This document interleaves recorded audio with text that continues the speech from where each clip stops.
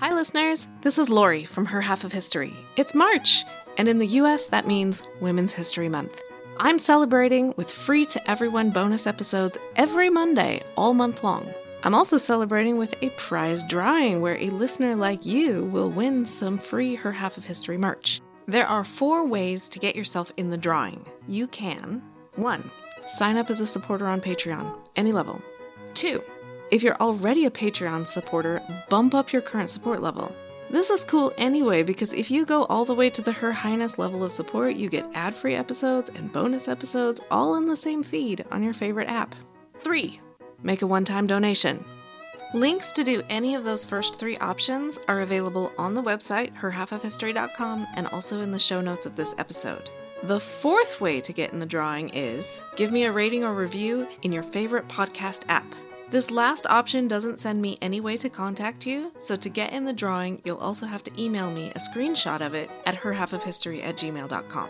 No matter which option you choose, you'll have my undying gratitude for your support. It really does make a difference as I tell the stories of women in history.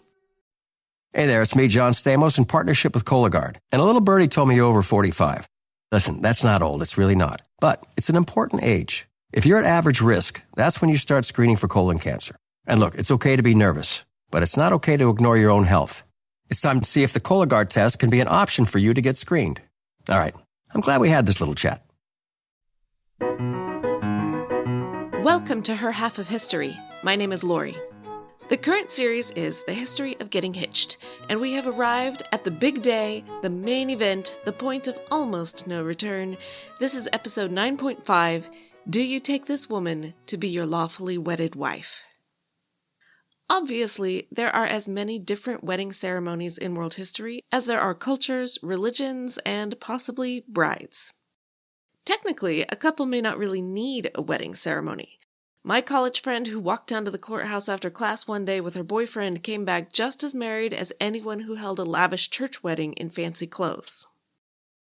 And yet, no one sends out invitations so everyone can come watch them sign some legal documents. There is a thrill to pretending that wedded life begins when someone says, "I now pronounce you husband and wife," even if we all know that legally speaking it began with a signature a little earlier. The wedding ceremony has a great deal of cultural significance. I cannot cover every culture's version, so I'm going to do a sample of only 3. A pagan Roman ceremony, a Hindu ceremony from rural India, and then the evolution of the English ceremony that evolved into the one you've seen in countless Hollywood movies and maybe attended in person as well. This will give us some compare and contrast between cultures, though bear in mind that all of these are idealized. In every culture, some brides get a little, some brides get a lot, and there is no fairness to it. Let's start with pagan Rome. And like the mother of the bride, I'm going to cry right from the get-go, because brides began this transition in their lives by dedicating their girlhood dolls and toys to the gods. It was time to put away childish things. Even though your bride may not have been very old, 13, 14, sometimes older of course, but often not really out of childhood by my standards. But Venus, goddess of love, and Fortuna, goddess of luck and good fortune, were ready to take those symbols of childhood away from the bride. I am sure that many brides were eager and ready to be grown up and take this step which they had been told since infancy was their big chance in life. But if so, she concealed it. The ideal Roman bride was not beaming with joy for her wedding photo. No, she was supposed to be in tears, blushing and reluctant. I find this disturbing, but some of the literature suggests that it was a sham, an act. They cried because it was expected of them. And like I say, I'm sure that was true for some brides, but for many a bride, very young, about to be sent away from the only home she knew to a virtual stranger's home, my guess is that for many the tears were all too real. I would like to be able to say that dragging a crying bride to the ceremony was only a Roman thing, but unfortunately, it's not. Then, on an auspicious day, and there were a lot of unauspicious ones, the bride's father offered sacrifices to the gods at his home. He slaughtered a pig, or a sheep, or maybe just some incense and wine for the gods. It varied, but also our sources are not as clear on this as we would like. Interestingly, the groom is neither needed nor perhaps even wanted at his own wedding. When the sacrifices were complete, the bride walked from her home to his, surrounded by her attendants and any crowds that cared to gather. Her attendants carried torches, sang bawdy songs, and threw nuts during this procession. The publicity of this walk was the legal proof of marriage. A written contract was not required, though there might be one when there was a lot of property to settle.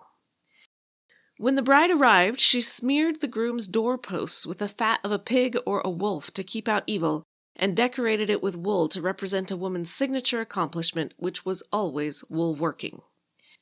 I would love it if we had a photo of this wool and fat smeared door, because my mental image here is not attractive, but that's okay. It was unlucky for the bride to step on the threshold, so someone helped her over it. Not necessarily the groom, mind you. His presence is still totally optional. As long as the bride has made a public trek to his house, it's a marriage, even if he's off at war still, as sometimes happened. Plutarch wrote that after entering, a bride says, "Where you are Gaius, I am Gaia," which means something along the lines of master and mistress. It's hard to know just how universal this line was in 1,000 years of Roman history, but it is the only known liturgy in the whole ceremony for the whole period. There are some obscure references that say the bride must touch fire and water as symbols of life. What exactly that means is unclear. There may be a hand clasp, which is depicted in art, though of course it's always difficult to interpret what those mean. There may be a feast, and then the bride is led into the bridal chamber, though consummation was not required to make it a legal marriage, and it obviously didn't happen if the groom was MIA. Overall, the Roman wedding was, or at least could be, remarkably simple. Such will not be the case everywhere and every when. Let's move to India. It's a big country with a long history. My source on this is William G. Archer, an Englishman who lived in India in the 1930s and 40s. He is specifically describing the ritual of the Kayath people in Bihar, which meant absolutely nothing to me. But after a little more research, I can tell you it's in the east, near Nepal and Bengal. No doubt Indian weddings varied in other times or locations or social statuses. But, according to Archer, the wedding starts 2 weeks before the official wedding day because the bride must be sanctified. Her female relatives and neighbors sing to her, take down her hair, and remove her jewelry. She is dressed in a white sari and blessed. She then offers rice to the Hindu gods at her family shrine. For 2 weeks she will not wash herself, and women will come nightly to sing spells to protect her. A few days before the wedding, the bride's family puts up the wedding canopy. It is built in a square with bamboo poles holding up a roof of thatching grass and more bamboo. For the anointing, a priest sprinkles rice on a low stool and seats the bride on it. A turmeric paste is prepared. The priest dips mango leaves in the paste and touches the girl's head, shoulders, knees, and feet 5 times. Every married male member of her family does the same. Then all the married male neighbors. By this process, the girl is, quote, increasingly sanctified, and at the same time slowly, gently, and irresistibly absorbed into the community of the wedded, unquote. When the men have gone, each leaving behind a coin, the women come to rub turmeric paste all over her body and anoint her with oil. Then water is sprinkled around her. At the groom's house, a similar process is happening to him. Archer lists still more rites and rituals, which I'm condensing because honestly I was having trouble taking it all in myself. On the day of the wedding, a feast is prepared, and the bride's home is decorated with finery to await the coming of the groom. After dusk, his party will arrive, complete, perhaps, with elephants, camels, horses, musicians, singing women, and gunshots to banish evil spirits. The groom comes to the door where the bride's father will wash his feet, worship the gods, and hand over the dowry cash. Then the groom goes back to his camp.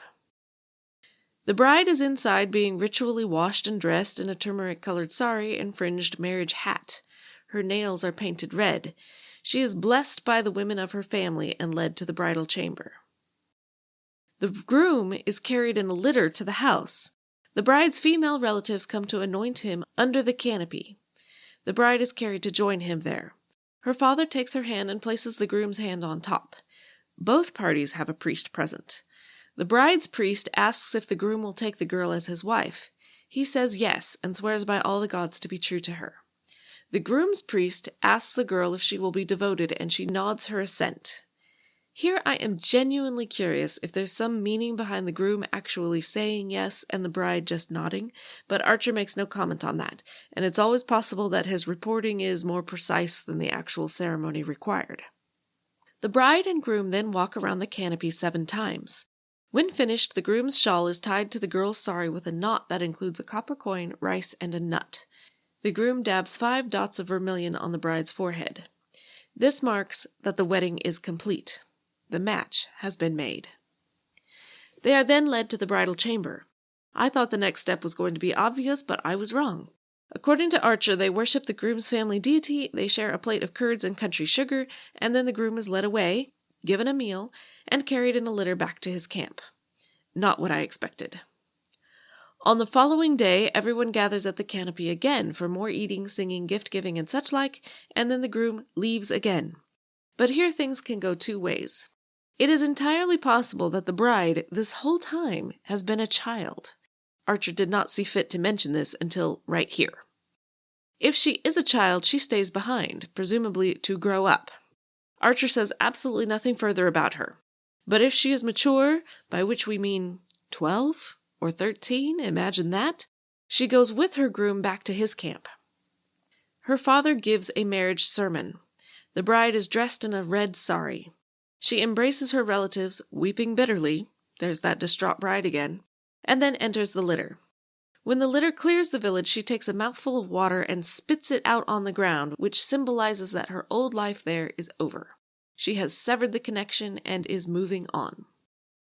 When she arrives at the groom's house, there is a great deal more ceremony on her entry, similar to what I've already mentioned, all described in slightly excruciating detail by Archer. It is not until the 4th night after the wedding that the marriage is consummated. Wedded bliss, or something like that, can begin. This episode is brought to you by Redfin. You're listening to a podcast, which means you're probably multitasking. Maybe even scrolling home listings on Redfin, saving homes without expecting to get them. But Redfin isn't just built for endless browsing. It's built to help you find and own a home. With agents who close twice as many deals, when you find the one, you've got a real shot at getting it. Get started at redfin.com. Own the dream. Halliday presents, in the red corner, the undisputed, undefeated Weed Whacker Guy. Champion of hurling grass and pollen everywhere. And in the blue corner, the challenger, extra strength Halliday. Eye drops that work all day to prevent the release of histamines that cause itchy allergy eyes. And the winner by knockout is Halliday. Halliday, bring it on. One thing you may notice about both the Roman and the Hindu ceremony is that there was no church or temple involved. Everything is done at home. That was true for early Christians too. Church authorities were completely irrelevant. Later it was common to get a priest's blessing on marriage, but even that was not required until the 4th Lateran Council in 1215. That council also required the presence of witnesses and reading the bonds 3 times before the day of the wedding. That last was a public announcement, so that if you wanted to say, for example, he can't marry her because he's already married to me, this was your chance. You may ask, why was this requirement suddenly needed? Well, because Henry VIII wasn't the first king to look for a way to get rid of a wife. He was just the most creative, audacious, and successively successful. Just 20 years before this 4th Lateran Council, Philip II of France had tried to dodge out of his marriage to Ingeborg, Princess of Denmark. He tried to marry again and still again before he was forced to take Ingeborg back, which must have made for a lovely and harmonious home life. Just 2 years before the council, Pedro II of Aragon and his wife Marie of Montpellier had died after several years of Pedro exploring every legal option to get rid of her. The church was tired of being drawn into this. It was all a no-win situation for them. So the council in 1215 carefully laid down the rules, the definitions of consanguinity, publication of the bonds, a ceremony in church by a priest, requirements for witnesses, etc. That way everything would be clear and above board. No one else would argue about why this or that marriage wasn't a real marriage and give the Pope a headache. It was wishful thinking. For today's purposes, though, what matters is that it brought weddings out of the home and into a church, or at least to the door of a church. 172 years later, Chaucer had his character, the wife of Bath, say, "Husbands at church door I have had 5." She means that literally. The usual practice was for the couple to come to the door of the church, and the priest would come out to meet them there. Any passerby could see, hear, and therefore witness the wedding. In one way, the wife of Bath was hopelessly vulgar anyway, for marriage, even just once, much less 5 times, was a lesser way of life, a subordinate sacrament for those without the inner fortitude and sanctity to aspire to the higher state of celibate priests, nuns, and what have you. And then Martin Luther came along and blew everything up. He said marriage was not a sacrament at all. He said he didn't object to marriage, and he didn't consider it lesser than celibacy, but it was a civil and legal matter, not a religious one, so go ask the civil and legal leaders how it ought to be done, not him. This took weddings back out of the church and into the homes. Martin Luther, having smashed so many Catholic ideals, put the final nail in that particular coffin when he, a former Catholic priest, married Catherine von Bora, a former Catholic nun. They proceeded to have 6 children. So much for celibacy. But in the end, Luther didn't really get his way about marriage being none of the church's business. His successors in the various Protestant denominations generally didn't agree. They liked the church wedding. In 1549, the Book of Common Prayer was published for the Church of England. It most definitely included a chapter called The Form of Solemnization of Matrimony. It was the work of Thomas Cranmer, Archbishop of Canterbury, who had spent years helping Henry VIII figure out how to get rid of matrimony, but that was by the by. The book was published after Henry's death during the brief reign of his son Edward VI, son of the 3rd wife and a Protestant, and before the reign of Mary I, daughter of the 1st wife and a Catholic. Cranmer did not survive Mary's reign. He was accused of writing heretical books, among other things, and certainly one of those heretical works was the Book of Common Prayer. For most of you, the entire solemnization of matrimony will be very familiar. The groom is asked, "Wilt thou have this woman to thy wedded wife?" The bride is asked, "Wilt thou have this man to thy wedded husband?" Later on, the groom says, "I take thee to my wedded wife, to have and to hold from this day forward, for better, for worse, for richer, for poorer, in sickness and in health, to love and to cherish, till death us depart." The bride says something very similar, more on the difference in a bit. The priest says, "Those whom God hath joined together, let no man put asunder." And later on, "I pronounce that they be man and wife together." It does not say so, but I presume there would be the same proportions of smiles, tears, and laughter among the wedding party as in any modern wedding.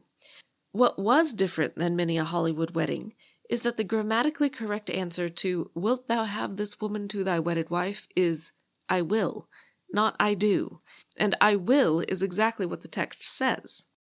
I have tried to track down that particular piece of linguistic evolution, but I am still investigating the mystery. I think it might be a British versus American thing. The earliest Anglo settlers in the U.S. were Puritans. They were most assuredly not using the Anglican Book of Common Prayer. That book was exactly the kind of practically the same as the Catholics' nonsense they had left England to avoid. Puritan weddings were much closer to Luther's ideal. Marriage was not a religious matter, but a legal contract, one that you either do sign or don't sign. It wasn't a religious vow about what you will or won't do in the future. But like I say, I don't yet have any solid sources with an explanation on that. If you know, send me an email or something on social media. The other word that catches the ear in the 1549 ceremony is the word obey.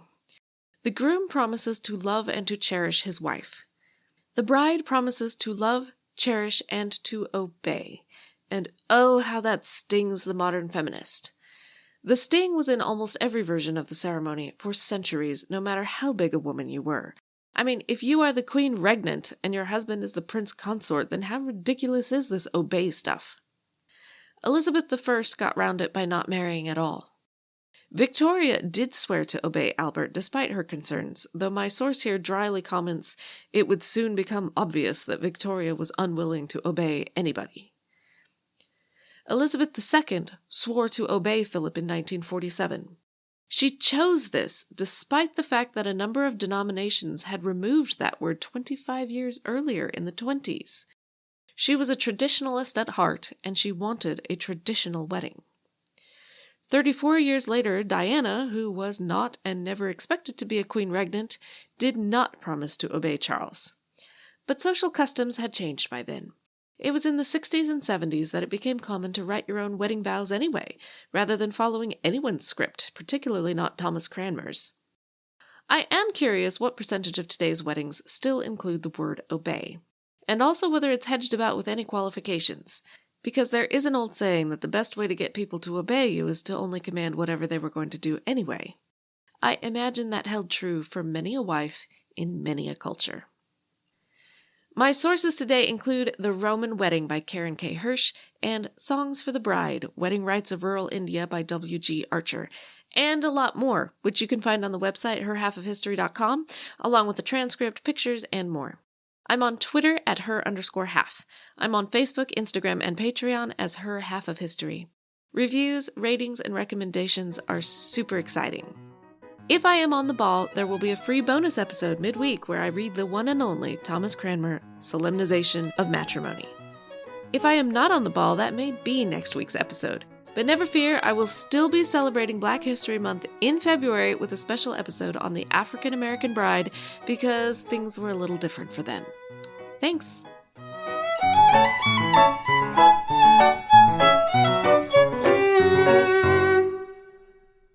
It's tax season, and at LifeLock, we know you're tired of numbers.